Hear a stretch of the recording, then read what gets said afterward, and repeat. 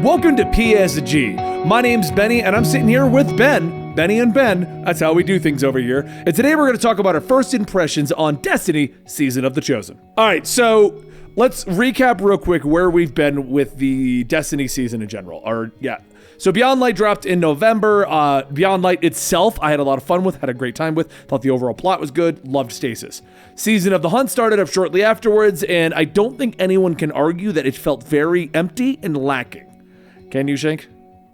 I would argue that, yes, gameplay-wise, it felt very lacking.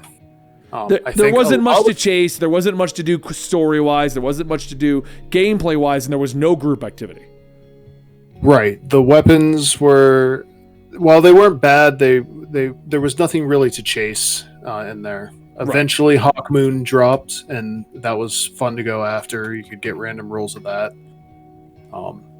There was the Harbinger mission in Coup de Grace that was a little bit later in the season, but I feel like by the time those dropped, everybody had kind of checked out of Destiny for the time. I didn't even know Harbinger was around until I was looking at some things I need to clean up for the season to end. Like, I have to wrap up. What's a Harbinger?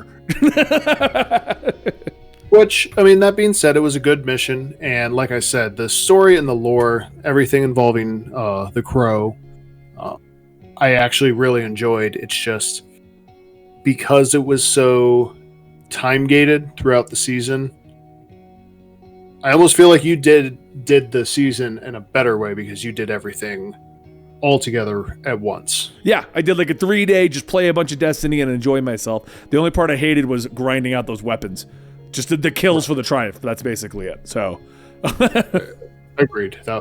They did that with Season of Undying too. Yeah, where you had to just get a certain type of weapon kill with a seasonal weapon, and it's never fun. No, it's not fun at all. But that brings us, of course, to Season of the Chosen. The Destiny community was at an all-time breaking point. The PvE players were getting fed up with nothing to do. The PvPers are still mad about Stasis for the most part. And I'm talking about the community as a whole. This isn't even our general opinions. If you just go to Reddit, you can see these things.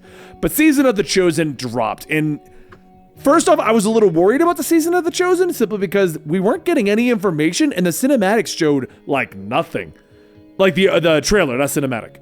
So I was a little worried about it at first, but it did drop, and the opening cinematic is awesome. I loved it. I love the basic story. I love the overall reason for us doing this. I love the inclusion of the Helm, a building that is probably on the screen right about now. But it's like a new hub. We have a new mission. We have a purpose. We're fighting the Cabal again, but we haven't done it in 3 years, so I'm okay with that. What do you think of it so far? So far, they dropped us right into that meeting with Zavala and Keitel, and I thought that opening cutscene was actually really cool. I think it's a lot more ambiguous than people are leading on. And granted, this is not just my own theory. I saw this on Reddit and on YouTube, but I think they're kind of setting up for us to eventually have a more equal alliance with the Cabal. At least a faction of the Cabal. But I think it did a good job setting up the seasonal content, the Battlegrounds, as for why we're doing it. It got you invested in what we were doing. We're going out, we're taking out generals or commanders in the Cabal army who want a seat on Keitel's War Council, essentially. So I think as far as the opening day one impression, I mean, it was good. There's been a lot to do. And then as far as the Helm, I'm loving the Helm. I wish there was a Cryptarch somewhere in here, especially since Tyra Karn is helping put this all together. Yeah. It'd be kind of nice if they just shoved her in here somewhere so that we could decrypt those engrams here too. Yeah, no, I agree with you about the Helm. It feels weird. It feels like they wanted to put all the tower stuff in here, but then they were like, well, they won't go to the tower. So they picked and chose what they didn't, like the vaults here, the Umbral engram things here, the war tables here, but nothing else. But if they had if they had a Cryptarch here, they would have the essentials for you to stop here, clear out your inventory, and get back into the fight. Think about what's what else is in the tower? It's your vendors for Vanguard, Crucible, Trials, Gambit, Clan. Like they're all but they vendors. made a bunch of those vendors unimportant now, thanks to the fact that we don't turn tokens into them anymore. Tokens haven't been important really since year one. I mean, a couple seasons ago you could use them to level, but besides that, they're more bounty farms than anything. But they even are reworking that. I don't know if you've been to Shaxx too much, but they reworked how Shaxx is giving out rewards, which I think really actually incentivizes you because you can see what you're going to earn if you continue to play Crucible. Yeah, so. I do like the new system. I have all the armor unlocked for all 3 of the characters, and I do like that system better than the, well, here's a random engram with more shit you probably don't want. You know what I mean? No, it gives you a very direct focus for doing Crucible, Vanguard Strikes, or Gambit, you know?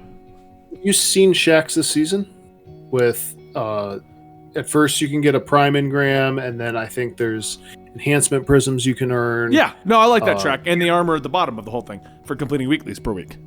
Right, exactly. Yeah. So I think that is a good way to refresh the seasonal, or not seasonal, but playlist vendors. But then you have this area, which is more like a staging ground for whatever the seasonal content's going to be. And I'm hoping they keep this around. I'm really hoping it doesn't go anywhere. Yeah, no, I agree with you on that one too. That brings us to the Battlegrounds. I do like the Battlegrounds as a system. The problem I've always had with a lot of the old systems, it didn't make any sense for us to constantly be running it. They never gave us a good story reason. The only one I can really think of for why you would run it 100 and something times was, what was the one with the time travel? Sundial. Sundial. Like that one story-wise made sense why we're in here for the 100th time fighting off against these things, you know? Seraph Towers actually had a good lore reason. We were deploying satellites for Rasputin. It's just the event itself was not match made, and therefore it was annoying to do, so nobody wanted to do it. I don't know. Deploying satellites, in theory, you'd hit a number eventually.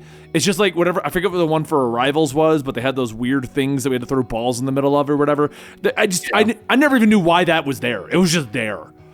I think we were communing with the darkness at that point. I honestly exactly don't know. That's my point. The Battlegrounds at least has a lore reason of why we're doing it, and I actually really like the way they're doing these. It feels like mini strikes.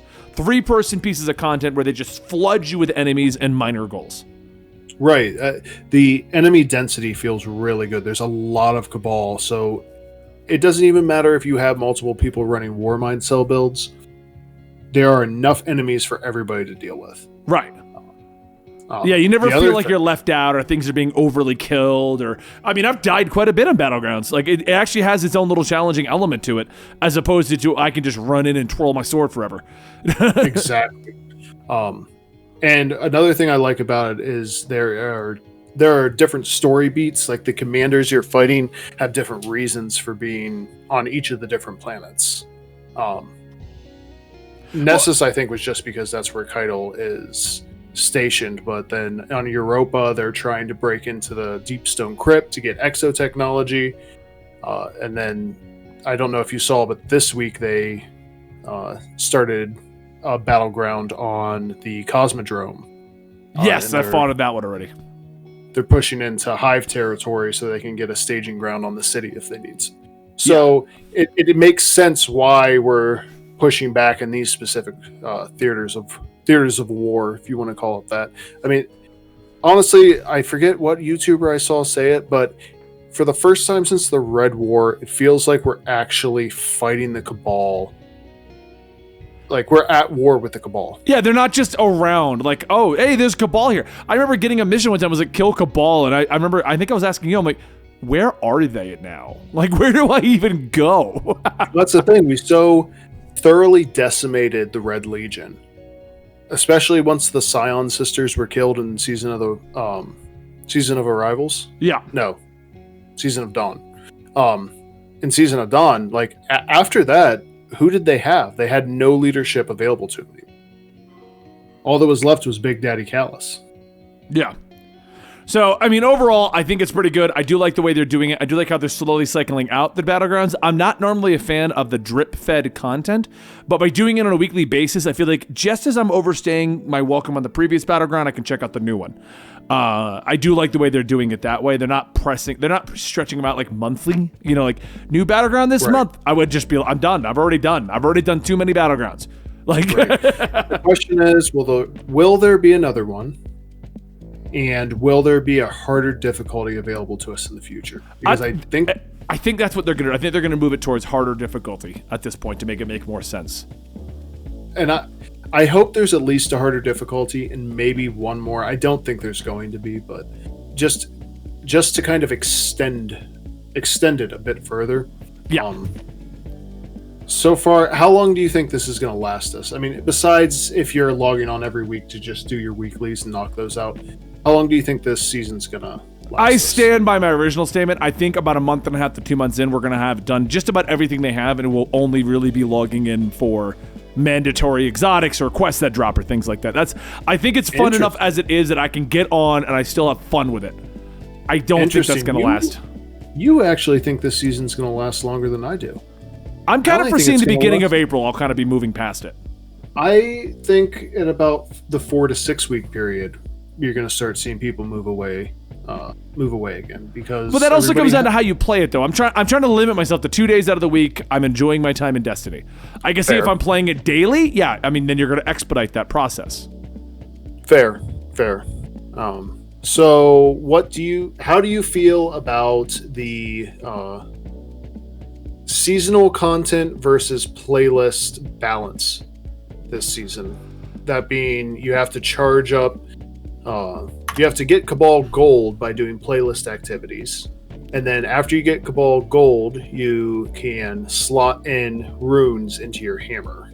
While I agree with why they do it to keep the content moving, I don't like that they keep forcing me into old content. I just don't. This game has been around too long for them to force me into the same old content. If anything, I'd like them to let me charge it off hunts so I could do last seasonal content. You might be able to charge it off hunts. Do you think so? If I'm wrong, then that's the statement. But so far, I've been charging it off strikes. Somebody in the comments, let us know. I think you can charge it off of hunts. You can, you can get gold from doing almost anything, and I believe hunts is on that list. I know lost sectors, dungeons, raids, strikes, crucible, gambit. I can't imagine that hunts isn't in there, but maybe it's not. I don't know. Right. But, besides your overall feeling about that, the balance compared from this season to last season, do you think so far it feels better? I've been in more Battlegrounds than I've been in Strikes. I will say that, just because last season I had to spend a lot of time charging the stupid hunt thing. Yeah, the lore. That's what I was getting at. I feel like they've improved it. I see your argument, though, that it would be nice if you didn't really even have to do that. I get the requirement for it. I wish that it would just charge off of Battlegrounds slower, and you could speed it up if you go into other content. That'd be great. Just like if I have zero interest in rerunning Arms Dealer for the 8,000th time, I don't have to. Like that, I just wish that option was there. I could jump in with you in a strike, but if I'm just playing alone, I'll just spam Battlegrounds for a little while, Agreed. So I'm going to move past your notes here because we're already way over what I expected this to be. It's supposed to be a short video. We're going to Trials, still the exact same situation. New loot, that's cool, but same situation as Trials. GM Nightfalls are not out yet. The raid, Shank, how's your rocket hunt going for the rocket launcher? It's going fantastic. I'm still hunting. It's great. Because I got mine. It worked really well in the Presage mission, which is what I'd like to move over to next. Presage. So, and I agree with you, Shank. I'm actually glad we're doing this after that mission dropped.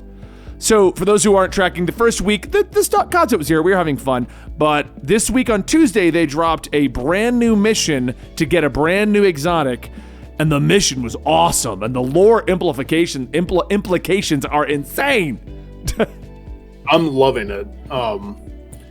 Somebody mentioned to me that they're thinking there could be a new race, and spoilers, but if you're watching this, you want to know our reaction. So obviously spoilers. They were talking about there could be a new race, and I was like, no, there's no way. I get into that mission, I'm like, oh, okay. They're making the flood. That's my only complaint. It's still Bungie being like, so what else in Halo haven't we moved yet? and the Vex are the Borg. Yeah. And I'm not arguing that. It's fine giving us like a zombie like race like this. I'm just saying that it very much felt like the flood is invading. Oh no! Right. Between that and the implications of what's going on with Callus, I'm sure you haven't seen the new lore book yet for it, but somewhere in the notes it's talking about the Glykon and Catabasis, and basically that's the Guardian who went onto that ship and started experimenting on the Scorn. He was a shadow of Callus, and that's what caused the Glykon to go so haywire.